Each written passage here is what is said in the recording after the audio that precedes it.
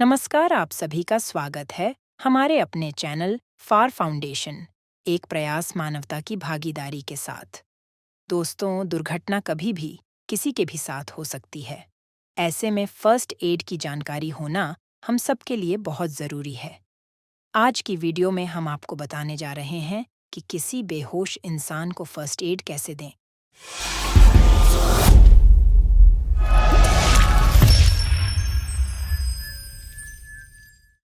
अगर यह इन्फॉर्मेशन आपके लिए हेल्पफुल है तो आप प्लीज़ ये वीडियो लाइक और चैनल सब्सक्राइब करें और ये इन्फॉर्मेशन शेयर करें ताकि मैक्सिमम लोगों तक सही फर्स्ट एड का तरीका पहुंच सके और बहुत सारी जानें बचाई जा सके। जनरली लोग मस्तिष्क में पर्याप्त रक्त प्रवाह न होने या ब्लड प्रेशर कम हो जाने की वजह से बेहोश हो जाते हैं। इसके अलावा थकावट, दर्द, भूख और हाइपरटेंशन या इमोशनल स्ट्रेस होने पर भी इंसान बेहोश हो सकता है।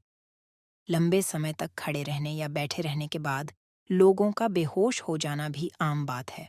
कृपया आप हमारे वीडियो को लाइक एंड चैनल सब्सक्राइब कर कमेंट करें और दूसरों को भी शेयर करें ताकि इससे किसी के जीवन को बचाया जा सके।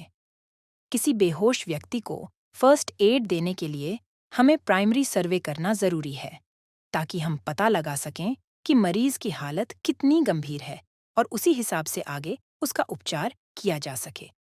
प्राइमरी सर्वे के लिए हमें एबीसी या डीआरएबीसी की तकनीक का इस्तेमाल करना चाहिए। डीआरएबीसी को हम इस तरह से समझ सकते हैं। डी का मतलब डेंजर, आर का मतलब रिस्पॉन्स, ए का मतलब एयरवे, बी का मतलब ब्रीदिंग, सी का मतलब सर्कुलेशन। प्राइमरी सर्वे में सबसे पहला कदम आता है डेंजर, खतरा। यानी बेहोश व्यक्ति के पास जाने से पहले यह सुनिश्चित कर लें कि वह जिस स्थान पर है वहां किसी तरह का कोई खतरा तो नहीं है। इसके बाद आता है रिस्पॉन्स, प्रतिक्रिया। यानी हम उस व्यक्ति से बात करने की कोशिश करते हैं ताकि हम जान सकें कि क्या वह उत्तर देने की स्थिति में है या नहीं। इसके लिए आप व्यक्ति को अपने बारे में मेन बता सकते हैं कि आप उनकी मदद करने आए हैं। अगर उत्तर ना दे तो फिर आप उनके पास बैठ जाइए और धीरे धीरे से उनके कंधे हिलाकर उन्हें होश में लाने की कोशिश कीजिए। उनसे आंख खोलने को कहिए और पूछिए कि उन्हें क्या हुआ है। लेकिन अगर वह फिर भी उत्तर न दें तो हमें उनके कान के निचले हिस्से को धीरे से खींचना है और फिर उनके चेहरे के हाव भाव से हमें स्थिति की गंभीरता का पता लगाना है। स्थिति के गंभीरता का पता लगाने के लिए हम एवीपीयू स्केल का इस्तेमाल कर सकते हैं। एवीपीयू को हम इस तरह से समझ सकते हैं। ए का मतलब अलर्ट, वी का मतलब वर्बल, पी का मतलब पेन, यू का मतलब अनरिस्पॉन्सिव। अगर व्यक्ति अलर्ट, सतर्क है तो इसका मतलब है कि वह होश में है और आसपास के लोगों को देख और सुन सकता है और उन्हें जवाब दे सकता है। लेकिन अगर व्यक्ति अलर्ट नहीं है तो हम दूसरा कदम उठाएंगे, यानी कि वर्बल रिस्पॉन्स, मौखिक प्रतिक्रिया। इस क्रम में हम व्यक्ति से बात करने की कोशिश करेंगे, उससे सवाल पूछेंगे या उससे कोई आसान सी कमांड, आज्ञा देंगे।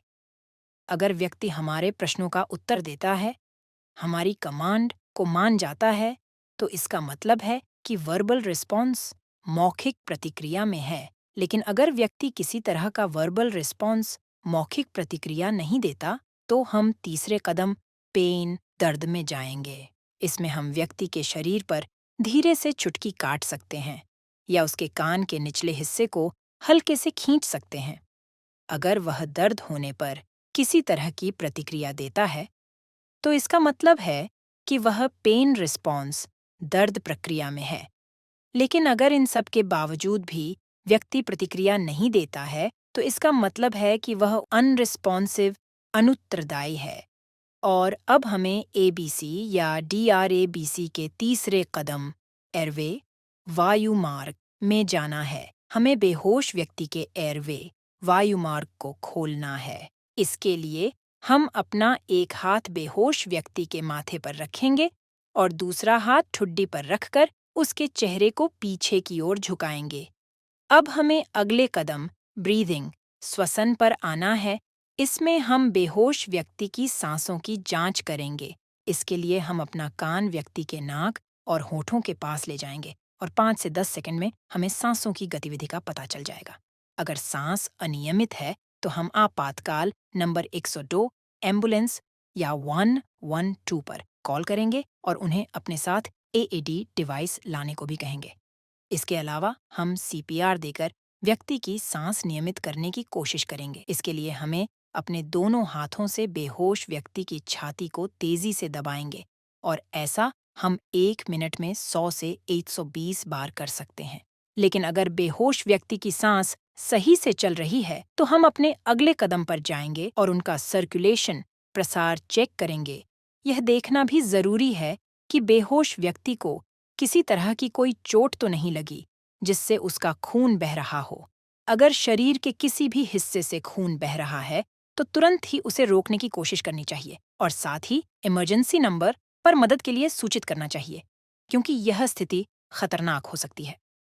लेकिन अगर बेहोश व्यक्ति के शरीर से खून नहीं निकल रहा है और उसकी सांसें सही चल रही है तो उन्हें रिकवरी पोजीशन में लिटा देना चाहिए।